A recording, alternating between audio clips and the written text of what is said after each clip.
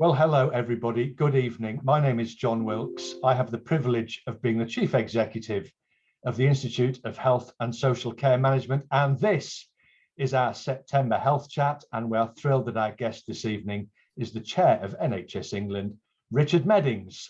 Roy Lilly will be doing his thing in a short moment or two, but for just now, I just want to hand over very quickly to Shane Tickell, CEO of Voror, just to say a couple of words. Shane, over to you.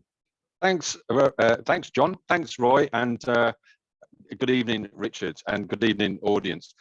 For those long-standing friends, know that I've been a huge fan of HealthChat for a long time, and have always loved and enjoying supporting the sharing of knowledge. And Richard, I hope that's what we're going to get from you this evening: a sharing of your story and a sharing of to get people to get an insight into you.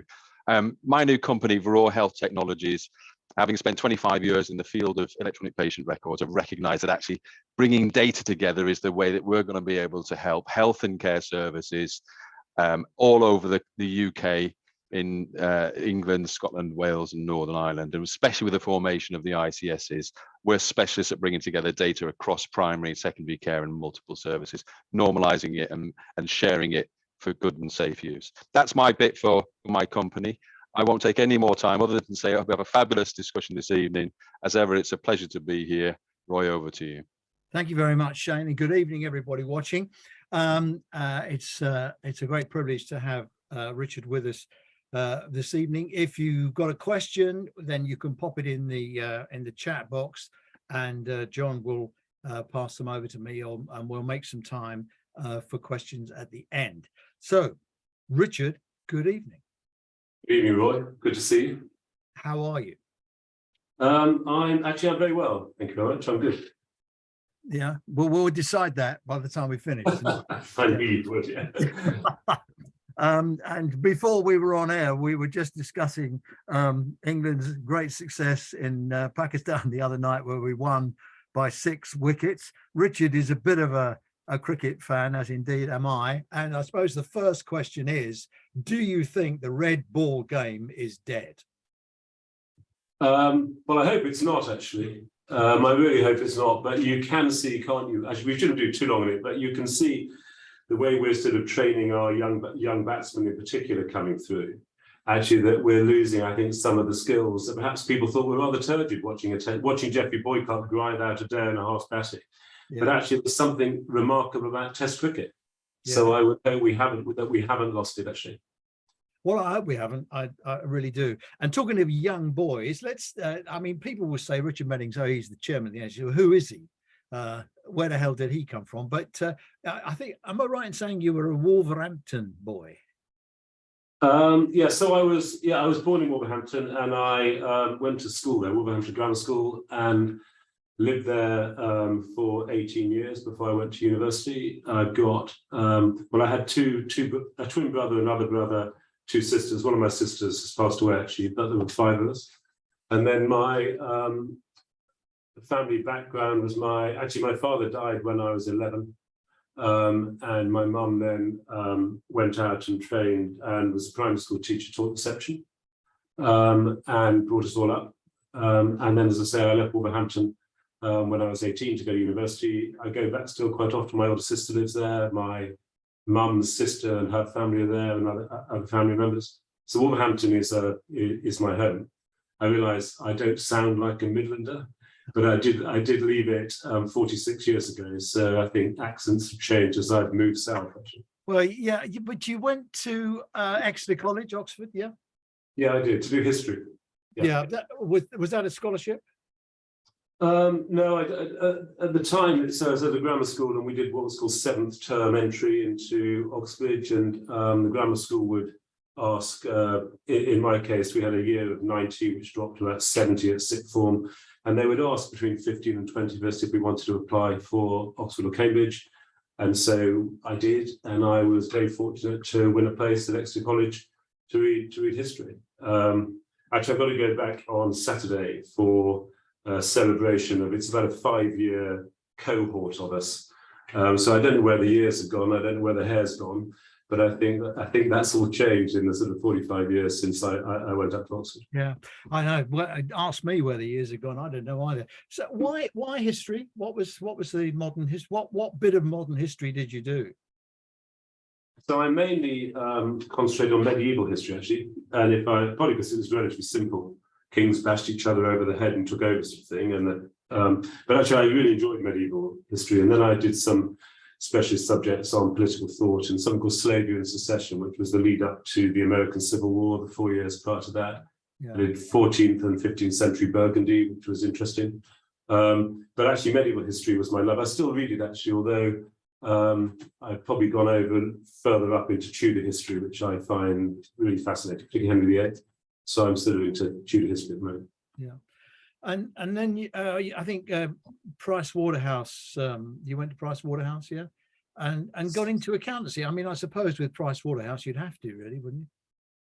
So my mum kept telling me as I was finishing my years at Oxford to be a lawyer like my father had been.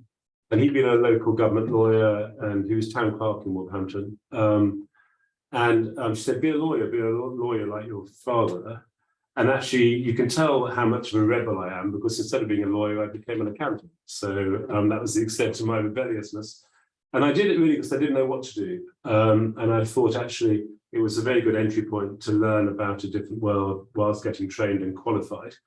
So I went into accounting at Price Waterhouse, passed exams, did a year as a tutor, teaching tax and law and accounting, and then left that to go into the world of what was called merchant banking, now investment banking, which I did in 1984, so eons of time ago.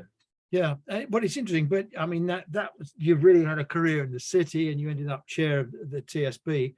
I mean, and then you found yourself in the NHS, and I think the question really for me, because, you know, I've kind of been in and around the NHS for 50 years, one leg in business, one leg in the NHS. And what I found when I arrived in a pinstripe suit and thought I could run the NHS, it took me about 3 weeks to realize that there was almost nothing I'd learned in business that would teach me anything in the NHS. I mean, it's just a completely different world.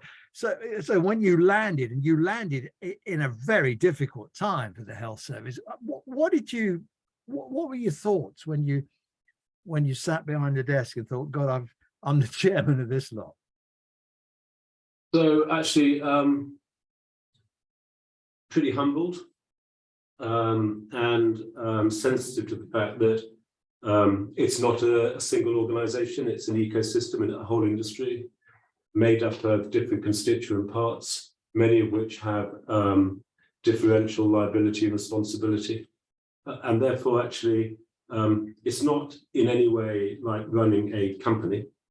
It's actually depends as much upon signaling and influence, as well as clearly contractual arrangements which operate to both incentivize and to direct, where at the centre and with political support behind, we want to try and steer the way the health service is going.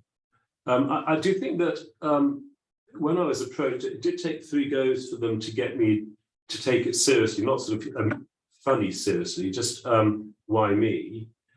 Because I don't have health knowledge. My twin brother is just retired as a consultant surgeon, and I've got a daughter who's training as a medical student, but I have no health knowledge. But the headhunters who approached me and persuaded me to come forward, and I went through about 5 interview rounds, said it's not health knowledge we need. We have an abundance of health knowledge, and so it's other insights really, which is why I did start with the word humbled, actually, because I need to be very sensitive to the fact that I don't know much about health. But what I hope I bring is sort of a sense of challenge, attempt to get prioritization. I've lived in an industry which has revolutionized itself with data and with technology, engages with the customer in a very different way than it used to 30 years or so ago. So there are insights I might be able to bring, and then test those with people who are much better versed than I am on health disciplines.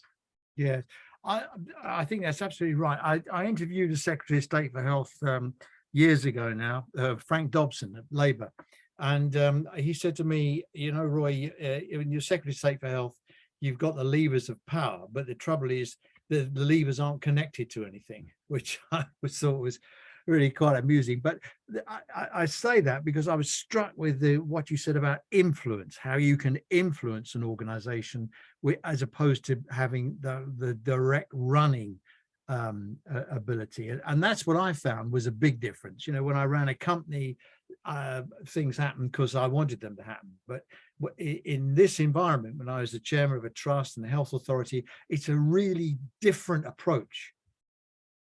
It is, although I do think, and I don't think you would disagree with me at all, there are some parallels with the company. So if I think about the chair role and the CEO role, it's a sort of a bridge between us, and I try and bring the full non-executives challenge, how they engage, what they're concerned about, over the bridge to Amanda Pitcharkley with her executive team.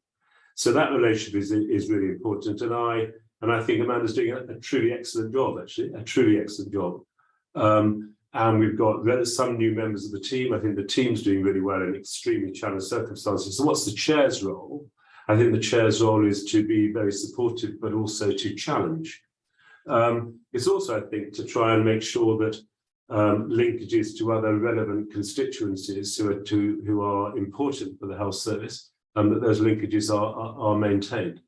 Yeah. So pushing across into Whitehall and that's the external boundary function, which is very important, and and organizing the work of the board and so on. So what was your first impression? I mean, I think you went out and about, didn't you? You visited some hospitals, you spent some time with the ambulance service. What when you went home and slumped in the armchair at the end of the day, what were your thoughts? I think the all-abiding thought actually is just how much brilliant hard work colleagues in the health service do every single day. And often I think what does get missed, particularly in some media commentary, not all media commentary, or in other commentary, is yes, there are some areas where we don't always provide the service that we would want to provide, but the sheer volume of excellent support that the health service and the people within the health service provide every single day, it's remarkable. So again, I did a number of visits to hospitals. I've visited a number of GP practices. I've done a couple of, actually 3 sessions where I've asked to meet patient forums or just patient groups within a particular hospital or within a GP practice who've just done Q&A with me, which has been really, really good, really interested to try and get a sense for it. The London Ambulance Service, I did a night shift, which was remarkable for me. And so we were on for 13 hours, actually, and through the night. And we did 11, essentially, engagements, interventions. And I was struck by the proportion of those that were probably mental health derived, which is a really interesting characteristic. But I was also... the crew works so hard. I mean, they work so hard. There's no sort of chatting around the coffee machine. There's no ease going to the pub at lunchtime. It is really intense. And yet they dealt with patients under real distress with great sort of equanimity and I'll say charm, it's the wrong word, but sympathy. So I really am amazed, actually, always amazed. And I come back amazed. And I said to my wife, actually, it was a really, in many ways, moving. I don't know, overly emotional, silly emotion there, but it's inspirational. And the people we look after are often in real distress, and we look after them. So I have that view. And then there's lots of other interventions and engagements, and you and I have very occasionally, chatted in the past. But some of the pressures upon the health service make the very doing of that job often really tough, really tough. And of course, you and I will go and visit a place for a day, but of course, all the people we visited, they're back there doing it the next day, and the next day, and the next day, and the next, because that is the job. And it is the toughest thing you can possibly do in Yes. many instances. And it's not just the ambulance service, of course, you see it on the wards as well. You know, I always come away Can from. I just interrupt, Roy? I've just got something come up. I may need technology to help. I've got a sort of a flash come up that says you've not checked in or joined the meeting, which may be cancelled if you do not join or check in 40 seconds. Well, have you bought a ticket? That's the thing. I don't know. No, I think that's going to go away. I think it's going to go away. yeah, It's all right. Sorry Okay, for that. that's right. John will make it go away. Me and technology. Or I'm going to blow you wide open here. When we joined, I know there was a young lady from your office doing it all for you. So there you are. Exactly. That's your credibility gone, Richard. Yeah. Yeah. So I mean, there's no doubt about it. I mean, we see television programs as well, don't we? Of, you know, ambulance service. I mean, the telly people love all this, but it isn't until you actually get there and you talk to people and see it for yourself how horrendous the job can be. But I get horrendous, rewarding. I mean, it's a mixture of all that. And so, okay, so there you are. You landed in the middle of post-COVID, the NHS. We haven't got enough people. We got too many customers, not enough money.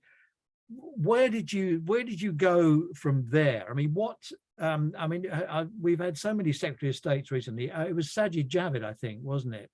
That was the Secretary of State when you joined. Yeah.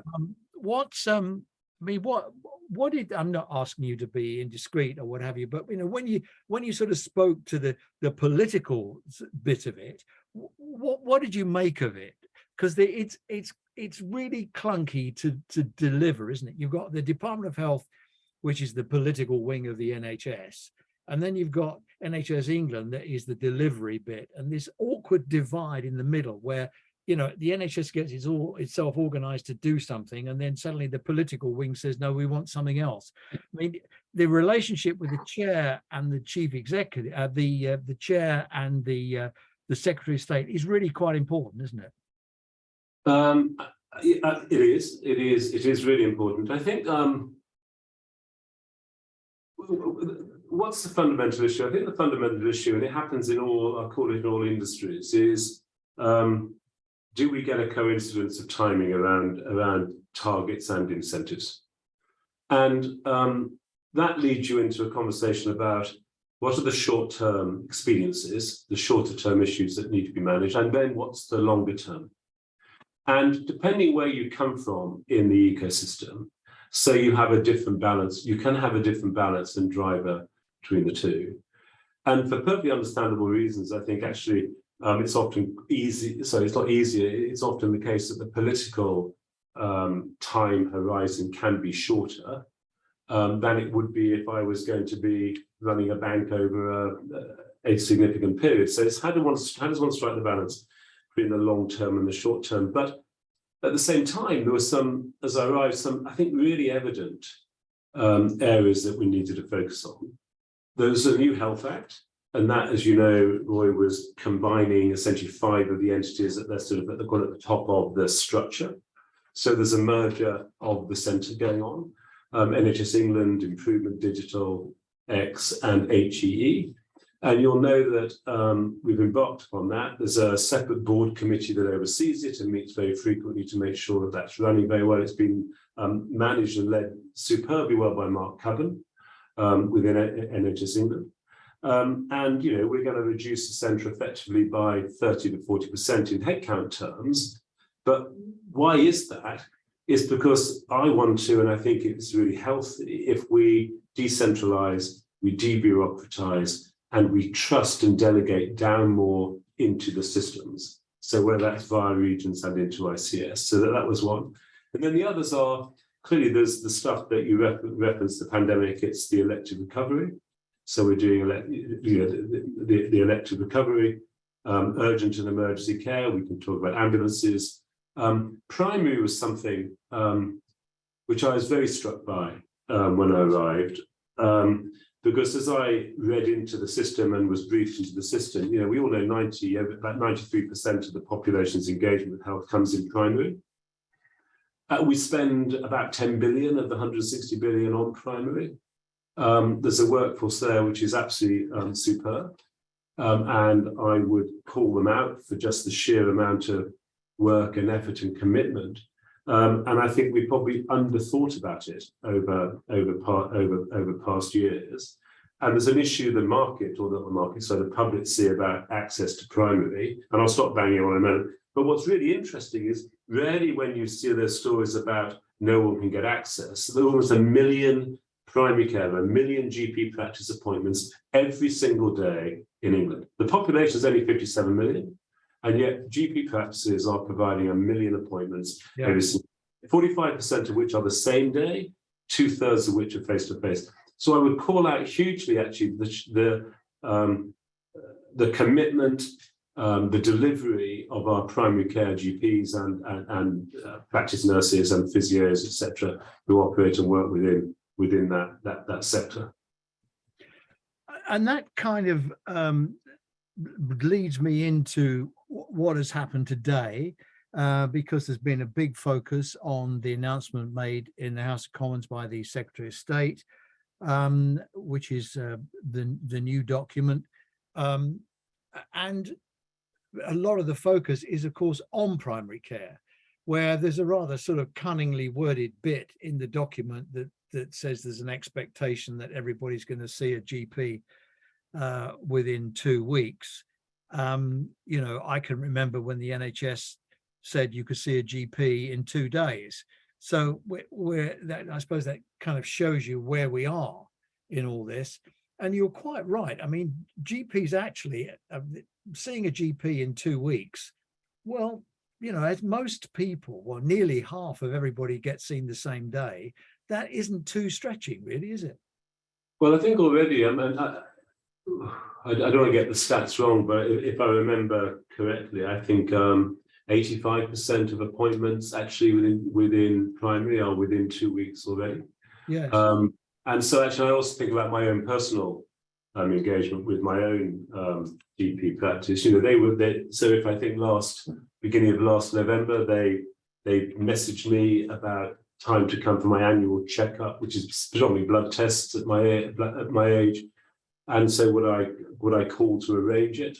So I called to arrange it, but I didn't need to go the next day or the week after. I think I went sometime in December actually to get that. So you know, I think I think what is interesting about today's statement by the new Secretary of State actually is, in the main, builds on all the very good work that the NHS is already pursuing. And that's fine. And also think it's really important that we as the NHS and NHS England, we listen to her expectations and we do our our best to meet those. And the one you've highlighted is perhaps the most, is it the most demanding? It's one that seems to be getting headlines. But it was the one that was trailed by the DH this morning. Right. That's why they picked it up. It set the news agenda for this morning. It could have been anything in it, but that's the one that set the news agenda. But she's right. But do you not think she's I think Trescoff's focus on the A, B, C, D. I mean, sensible, wouldn't you say? Well, I mean, let's have a look at the ABCD. So let's start with A for ambulance. I mean, there's somebody just typed in the chat line here, ambulance is the wrong end of the challenge. And in many cases it is. And I would sort of normally just say, you know what, you're absolutely right about that. But actually, what's happened today is something that really surprised me.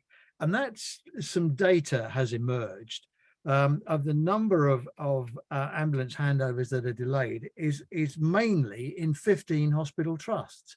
Now, we've not had that data before. We haven't known about that. And so, you know, this is variation. Variation is the enemy of quality. The variation is either through competence or the community or you know, whatever else it is.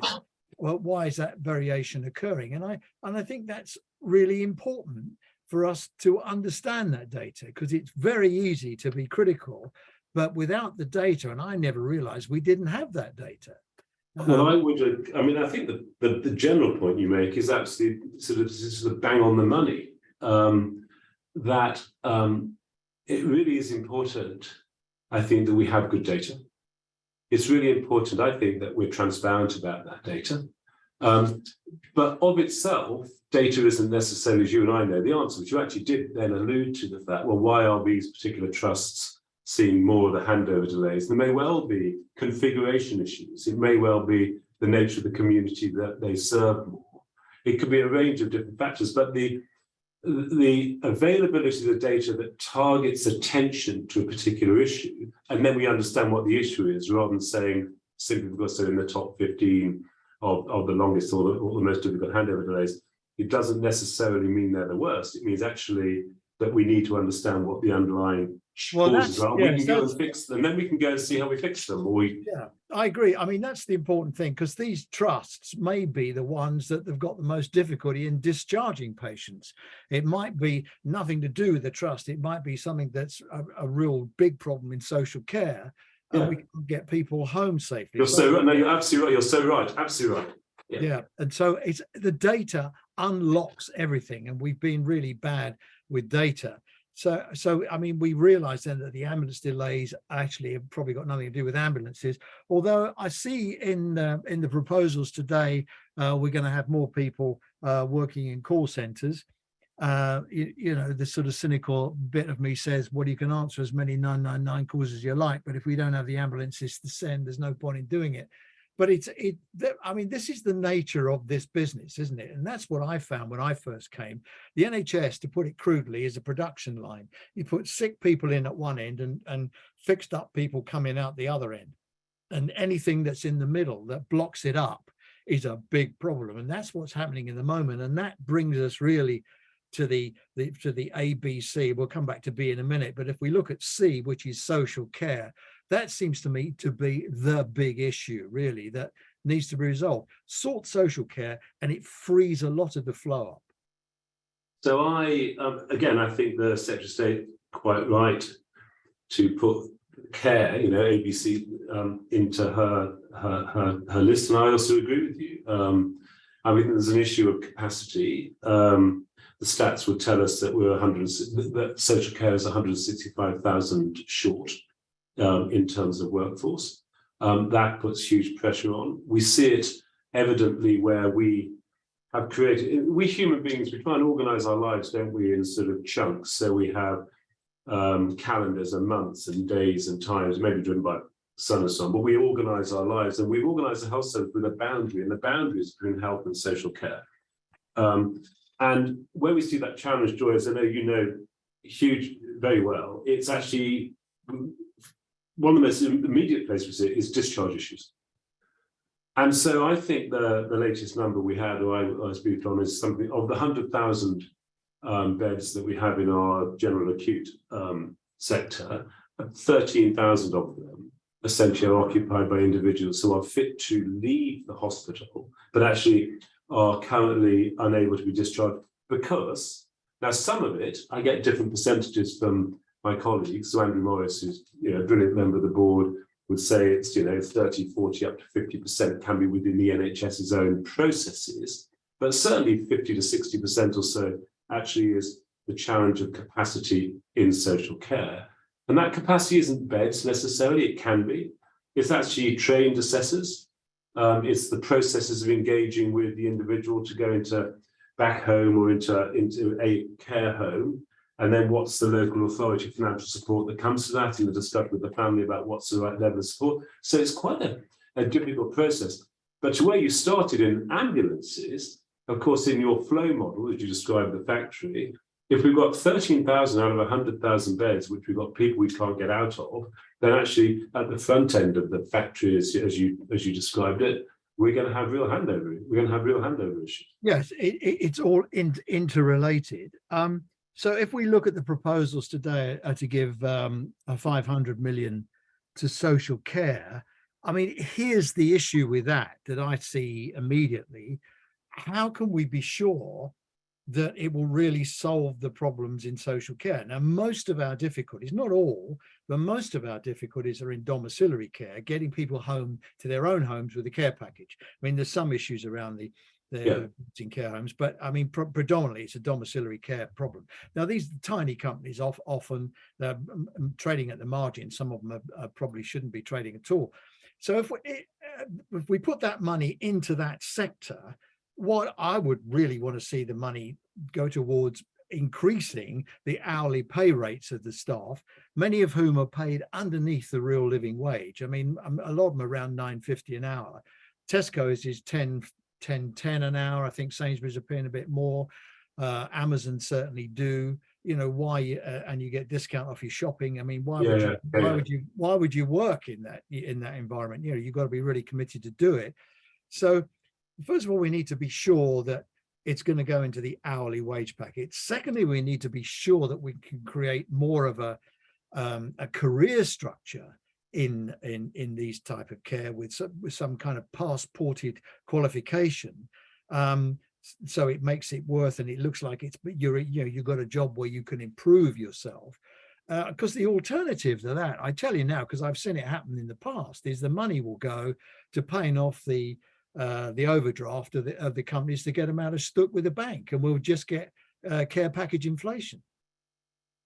So I think it's I'm not at all ducking the issue, but it's a Department of Health issue and social care issue. But I think you're quite right to focus on the consequences if we don't fix it. What's really good, I think, is that I would say that, and I haven't yet met her, that this Secretary of State has care in the middle of one of her key priorities. There's a broader point, I think, that you are making, which for me, in a way, is the most significant thematic point, which is capacity.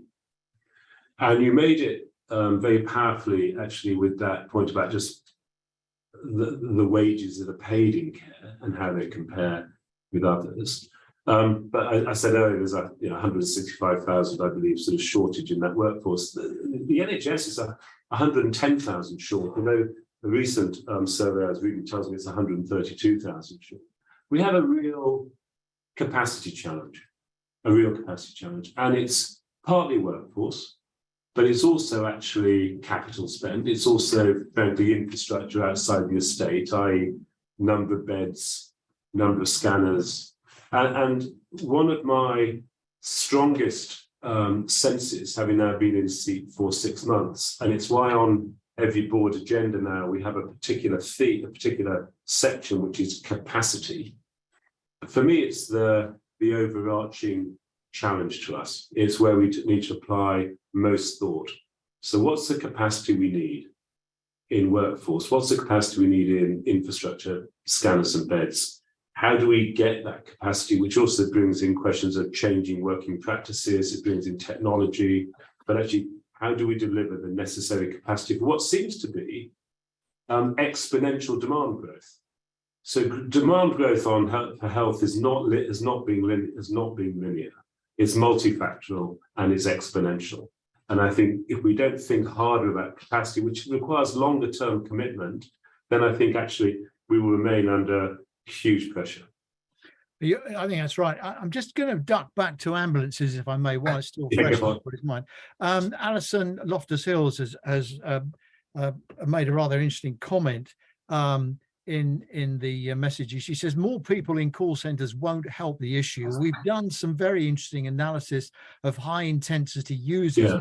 And that is interesting, because if you look at the ambulance data, or some of the ambulance data I've seen, is that what we might call rather uncharitably frequent flyers are a big issue. And it was on a television program a couple of nights ago about the ambulance service, where the paramedics went back and back and back to this same old boy who was in one bedroom, living in pretty desperate circumstances. He just wanted someone to talk to. But Alison makes the point that said some very interesting analysis of high intensity use of ambulance services in A&E would agree that the solutions lie with more community resources to provide personalized care for this complex group of patients. And then she references an extremely good report, which I covered and reviewed when it came out. It's really great. I'd commend it to everybody. It's by the Red Cross, it's called Nowhere Else to Turn. Alison, thank you for that. It's a great report. You can get it off their website. And it really is worth a read. I mean, quite a lot of these issues are really social care issues, I think. Or community issues. No, and I think that point by Alison's absolutely right. And we do a lot of work and a lot of analysis on whether it's sort of high intensity users. And you also see that within the primary system as well as impacting on ambulances. Yeah. I mean, there's really good work on. Sorry, I just slightly lie on the line, Richard. I didn't want to cut you off. It's the same with the police. I read somewhere that a third of their 999 call-outs have got some connection with mental health issues. So let's. Sorry. Can I just for 10 seconds, Roy? Only to. So look, I mean, there's a lot of the NHS is doing a huge amount of work, and the ambulance trusts are doing a huge amount of work. Trying to get on top of this issue. There's a high intensity users. There's a contract with St John's Ambulance for 30 million, which gets us, I may get the numbers wrong, but I think we get 850 additional capacity coming through to support our ambulance crews. There's work underway looking at falls. And if you look at over 65s, one of the predominant reasons actually that they need to go to ambulances often get admitted as falls. So actually, is there a different way that we can analyse and think about each? Well, so there's a huge amount of sorry, Richard, there is in Bristol. They do in the category 3 and 4 calls with an OT and a paramedic who turn up in a van, and if they need a handy bar stuck on the wall, they do it there and then. So there are plenty of examples of how to do this differently. I've just got an eye on the time. We're just halfway through. So let's go back to the ABC because it takes us through things. So we've sort of done ambulances. B, let's get back into the right order. B is a sort of the backlog issues. Now, in today's report, it talks about expanding the hubs. Now, I think it's fair to say you've had some success with the hubs. You've got the 2-year waiters down, although I see there's a new target for 2-year waiters. Perhaps you can explain why we need a target for something we've solved. Maybe I've missed something, but certainly the hubs that are ring fenced and taken out of the sort of maelstrom of the day-to-day surgical list, that's a winner. But of course they need staff, and you take the staff away from the hospital to do it. Yeah, so I agree with that, but also there are again, it's not a single answer. So on Tuesday, I was in Croydon at the West Croydon Hospital with Matthew Kershaw as the CEO, and actually they showed me actually the real benefits of separation of emergency and elective, and the throughput they were getting because of that separation. And they'd reconfigured, knocked holes in the wall or put extra doors in the wall to actually physically to separate. And then they cross-trained. So they, not like a cross-train, but they cross-trained predominantly their nursing staff actually. So as you had nurses who were working across both, which was excellent. And it was just it was a brilliant sort of couple of hours, 3 hours for me to see that. The target on the 104, I think I'll get it wrong, the 2,000 or so who are still left, and I think it's a question of a number of them. I think in the end, when you look at those who are really, really complex and are they capable of being solved that quickly, I think 600 or so were patients who said they did not actually want to come forward yet for treatment, or they didn't want to come to a different place where we could treat them faster. I think in the end it was about 200 or so were the last ones which we should probably have managed to deal with in that sample. I think that because you won't want me to bang on too much, you and I both know that there's a real pressure on backlog, but within it there's a lot of, I think, misleading information externally that if we've got a backlog currently of 6.8 million, 3% of that backlog requires surgery that requires an overnight stay. With that 3% within a total of just under 20% that requires surgery at all. So day care, it's going to be day surgery or procedures. So 80% of it, which is really important. I know people are in pain and distress and can be sort of hugely undermined in their ability to sort of participate in activities and societies and so on. But 80% require either diagnostics or they've had a procedure and they've got a referral from the consultant or whatever who said, come back and see me in 3 months or 2 months. And there's a huge amount of work again underway. Tim Briggs, for example, is leading a very good piece of work with the 6 disciplines, which speak for 2/3 of this elected backlog on the first treat. And can we manage to change the rhythm of callbacks or referrals?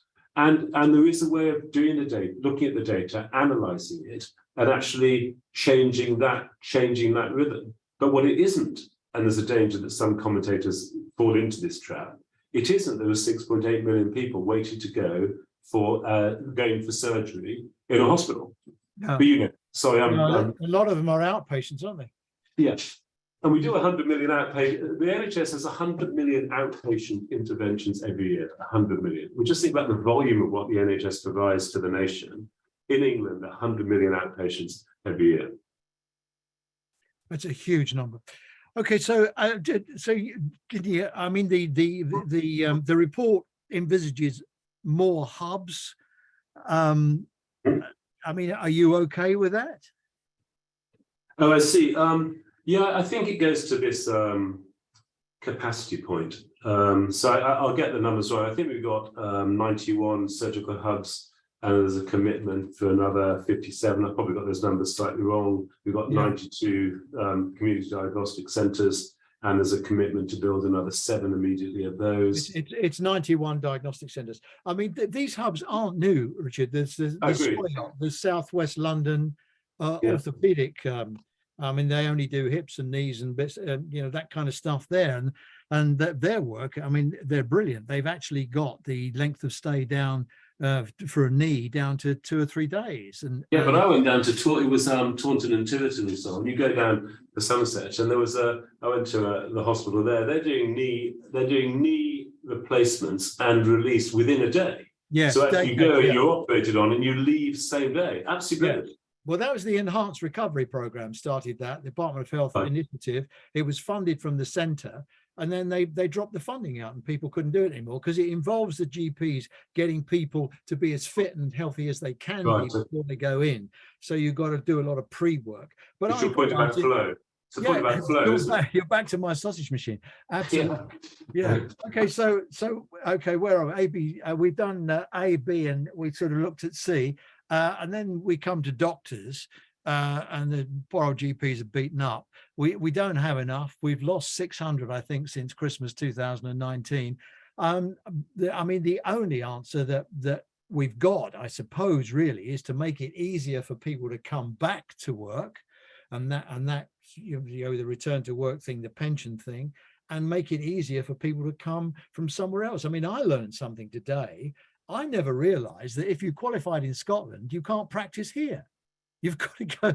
You've got to go. I didn't know that. Yeah, yeah. Well, the Secretary of State knows that because she told Parliament. Is that right? Yeah, you better brush that up before you see the next. But I mean, that's bloody amazing, isn't it? Really, I mean, we need to sort a lot of this stuff out.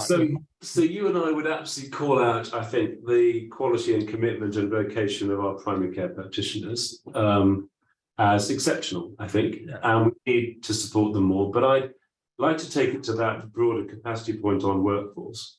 I may be naive here, but again, so this year's applications for medical school, where we attract some of our brightest and our best and most committed, and they have to demonstrate all sorts of vocational activities supporting their application, and we take 15.6%. You know, where's the logic? Yeah. As I think Jeremy Hunt wrote in the paper, was it yesterday or this morning, that 24% of our doctors are internationally sourced. And by the way, they're great. It's not a criticism of them at all. They're very, very good doctors. But what would be wrong with us training more, whether it's doctors or nurses or AHPs or physiotherapists or paramedics, to get a much better workforce capacity? And wouldn't it be wonderful if we had a population which was therefore, in a way, I'm going to sound a bit Pollyanna-ish, sort of medically better trained, better educated. And yes, I agree, but I mean the reason that we don't is that there's no money for the placements. I mean, going through uni, I mean, nurses particularly, they have. So what does it cost to train a nurse? Well, so it costs 30. I'm told it costs £31,000. Yeah, sorry, yeah, it costs 30 grand to about 35, I think, to do the placement aspect, our bit of it, and of course the nurses pick up the debt which they may or not pay off in their working lifetime, and doctors cost us a lot more, about 250,000, but it's still the placements. I mean, if we could find a way of in inverted commas not paying for the placements, I mean, I know the money's got to be found, or if in some way or other we could negotiate a deal with the NMC that said training nurses aren't forever supernumerary. I mean, they could be supernumerary in the first year, and maybe they could be regarded as quarter time in the second year, and maybe half time in the third year, because it's ridiculous to say that a nurse in training is supernumerary for 3 years and all of a sudden on the fourth year she's not, or he's not. I mean, I mean, I don't know, kind of making up policy on the hoof here, but I mean, there must be a way of doing that, because yourself, I mean, I used to run a building company, and we had apprentices, and by the end of the first 18 months they were doing the job. So I'm not suggesting that it's the same, but what I'm saying is there is room for maneuver here to make it easier for us to get round the placement. Yeah, and so I know with Ruth May, who's been doing some very good work and thinking. If we think about one of the ways to mitigate the likely pressures we'll see in the winter, would be, if one takes nurses, it would be to free up more of our third year nurses who are 4 or 5 months away from qualification, and saying actually come out and get placed in winter into the hospitals where we're going to see most pressure. And that sort of in many ways illustrates your point about, how does one categorize supernumerary or proportionate supernumerary through that training period. But it's a broader point, Roy. It's actually, I don't think we have enough doctors. I don't think we have enough nurses. I don't think we have enough physiotherapists or paramedics. We're increasingly reliant. So I think it's 77,000 of our 351,000 nurses are sourced internationally. And they're brilliant. Again, they are wonderful, brilliant, capable.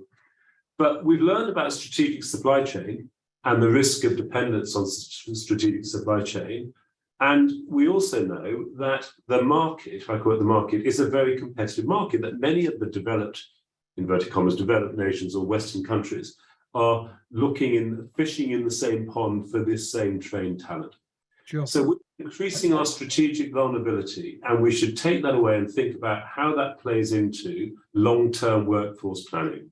We really should. And I'd love to still take international, but I'd like to, wouldn't it be wonderful to be a net exporter, taking international, but export? I couldn't agree more. And of course, now it's getting so difficult to bring people in from overseas. I mean, I read the local press, in India, and there are MPs there complaining about the number of nurses that are going abroad. And then we had this Nepal thing, which is actually a red list country. Yeah, WHO red list, and I mean, we've done a government-to-government agreement, and I've read the agreement, and it's like vacuous, really. Okay, we haven't broken any laws, and it's all right, and they're great nurses and all that, but it's not really great for our reputation on an international scene, I don't think. Never mind where you started, which is Scotland, which of course that's just remarkable. My twin brother is actually he was in NHS Scotland, so he works on the West Coast. Yeah, well, listen, he'd be welcome to come and work with his brother in the area. Okay, so where are we? And then we've got D for dentists, where there's a protracted renegotiation of the general dental contract, which has gone on. I don't know, it's 2-3 years. I mean, that has got to be sorted out, because the number of letters I get about people, or emails that I get, people can't find a dentist. I've only started sort of studying or looking at this quite hard recently, and I'm a bit nervous of being a bit glib or not accurate enough. But if I understand it, for the stats I've been given. It's a capacity point again, we train 1,300 dentists a year across 170 dentists, 1,300 dentists. If I look at what are called UDAs, which are units of dental activity, prior to the pandemic, I think it was 74 million UDAs. And just a couple of years before that, 84 million UDAs. It won't surprise during the pandemic that dropped to 24 million UDAs. Now, tells you that the activity levels were much lower, but the difficulty I have is working out, so what does that UDA represent? Because it's a mix, it's a challenge of mixed variants. So you get one unit for a filling or a checkup. Sorry, for a hygiene or for checkup. You get 3 UDAs for a filling, and you get 12 UDAs for things more complex, I suppose like a bridge or a crown.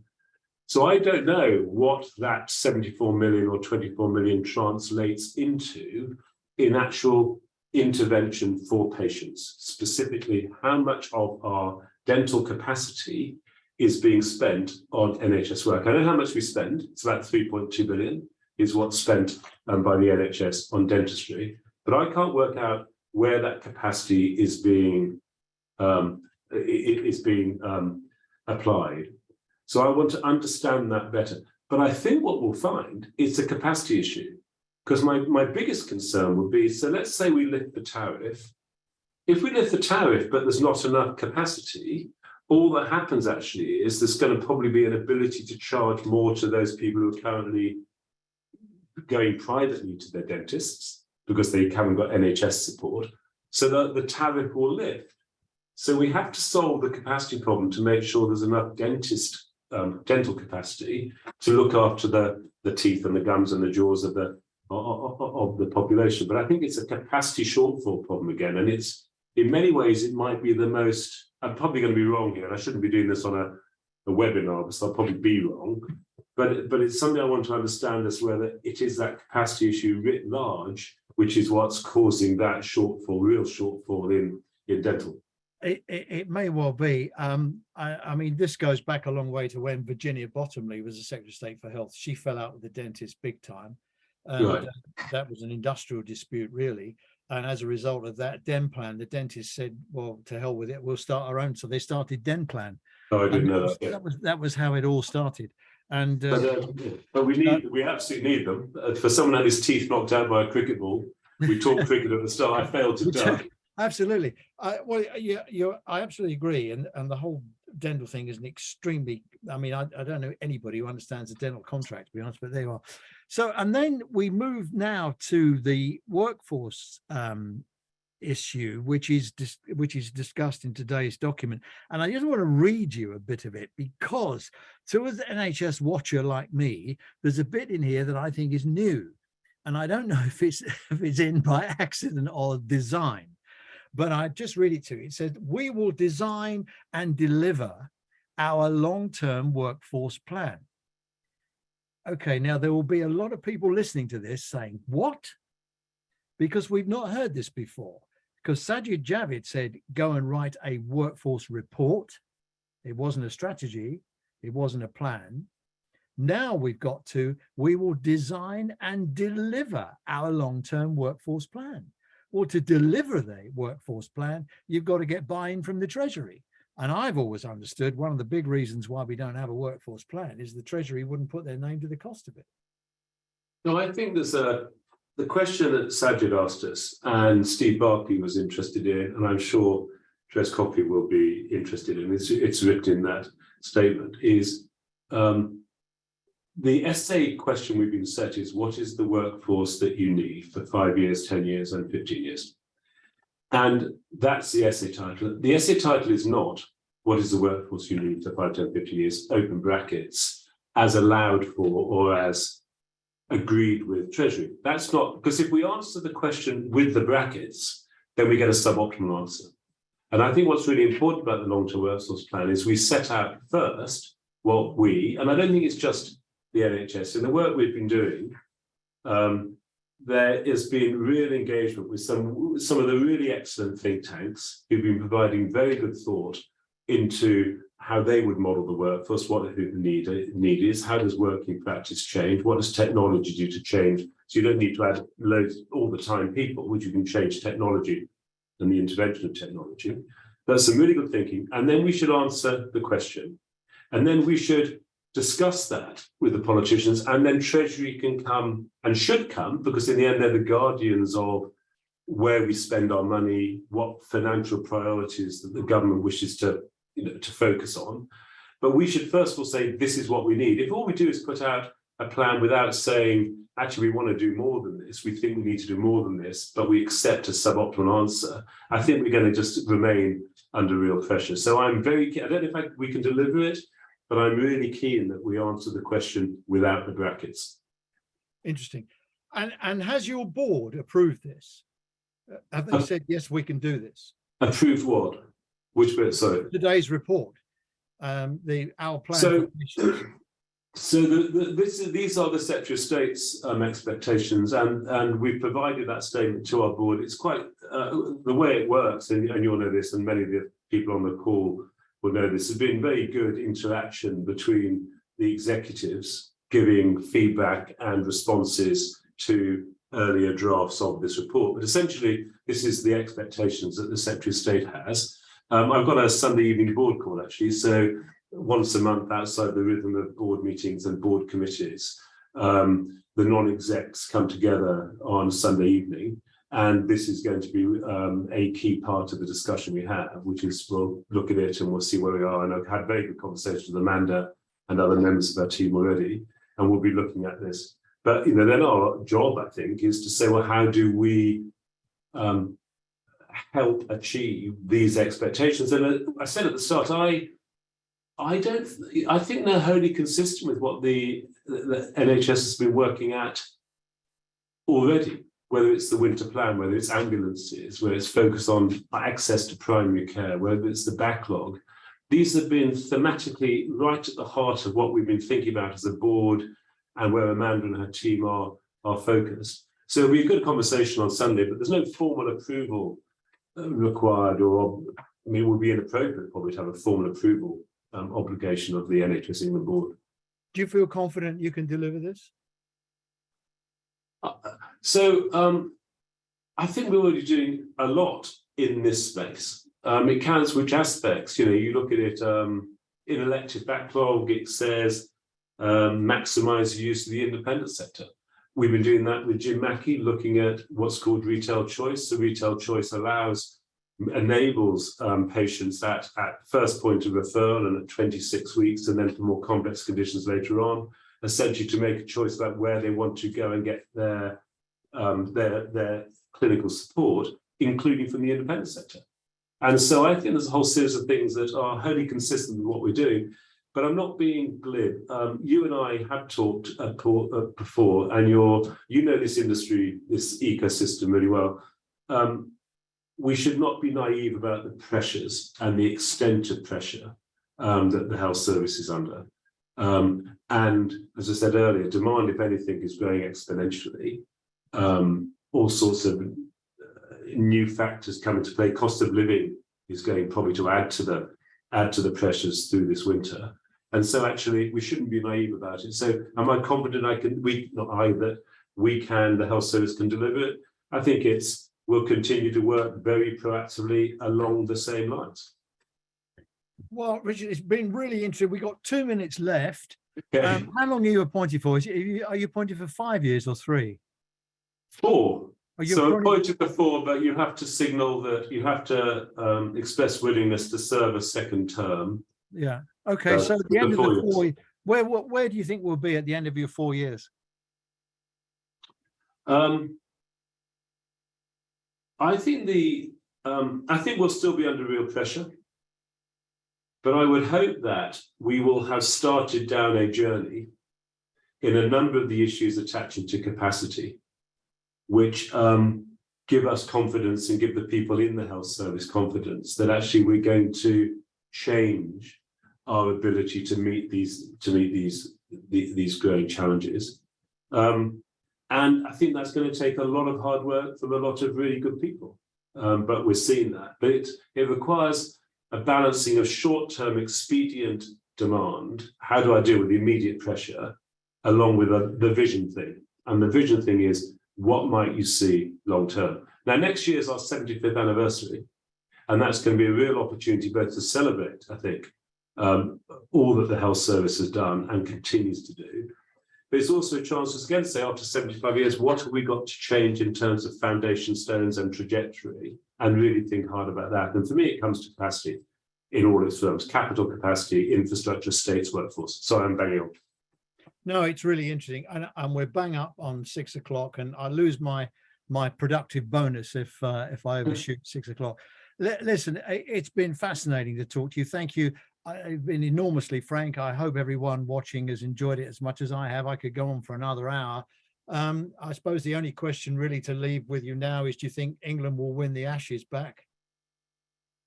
Yes, I do. Right. I do. That's the right answer. Confident. Right answer. Richard, it's been enormously interesting. Thank you so much for being so frank. And Well, good to see you, Roy. Thank you. And my best wishes for your 4 years. All the best. Thank you very much. Thank you for inviting me. Thank you. Thank you. Well, thank you, Richard, and thank you, Roy, as well. I expertly navigated once again with your questioning. For this evening, again, our thanks to Voro, our thanks to Rory as well, and the whole team at NHS England for making this work. I appreciate this is always a communications navigational effort to perform, and we're very grateful to them. For those of you who might like to know, the next HealthChat event is on Tuesday, the 11th of October, and that's with Claire Fuller, who's the Chief Executive in Surrey. We're looking forward to that a great deal. But for now, Richard, once again, our thanks. Roy, once again, our thanks. Shane, our thanks for your support. Yeah. And we will see you all on the next one. Have a lovely weekend and mind how you go. Bye-bye. John, thanks, Shane. Thanks, Roy.